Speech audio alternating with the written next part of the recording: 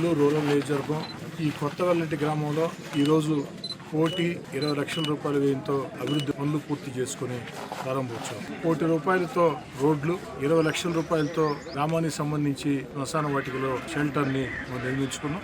ఈ 1,20,00,000 పనులు కూడా ఈ గ్రామస్తుల కోరిక మేరకి స్థానిక ఎమ్మెల్యేగా స్పందించి చేసిన పనులే. కందమూరు గాని, సౌత్మూరు, ములుగుడు ఎన్ని గ్రామాల్లో కూడా గత 3 ఎన్నికల్లో కూడా నాకు మెజార్టీనిచ్చి నన్ను ప్రోత్సహించినటువంటి ప్రాంతాలు. ఈ రోజు ఓ శాసనసభ్యుడిగా నేను 3వ సారి ఇక్కడ నిలబడున్నానంటే దానికి కారణమైనటువంటి గ్రామాలు. ఈ గ్రామాలకి ఎంత చేసినా తక్కువే, ఇంకా చేయాల్సింది చాలా చాలా ఉంది. అదేవిధంగా 3 ఫేజ్ కరెంటు పనులు కూడా ఈ గ్రామంలో దాదాపుగా పూర్తయిని అతి త్వరలో దాని ప్రారంభోత్సవం ఉంటుందని తెలియజేసుకుంటూ, నెల్లూరు రూరల్ నియోజకవర్గంలో చరిత్ర ఎరుగిన విధంగా ముఖ్యమంత్రి చంద్రబాబు నాయుడు గారి ఆశీస్సులతో అభివృద్ధి పనులు రూరల్ నియోజకవర్గంలో వాడవాడల అటు కార్పొరేషన్ పరిధి గ్రామాల తేడా లేకుండా జరుగుతున్నాయి. ఈ అభివృద్ధిని అదేవిధంగా కొనసాగిస్తామని చెప్పి కోరుకుంటూ, కొత్తవెల్లంటి వాసులకు కూడా నేను మనవి చేసేది ఒకటే, ఈరోజు ఎన్నికలు లేవు.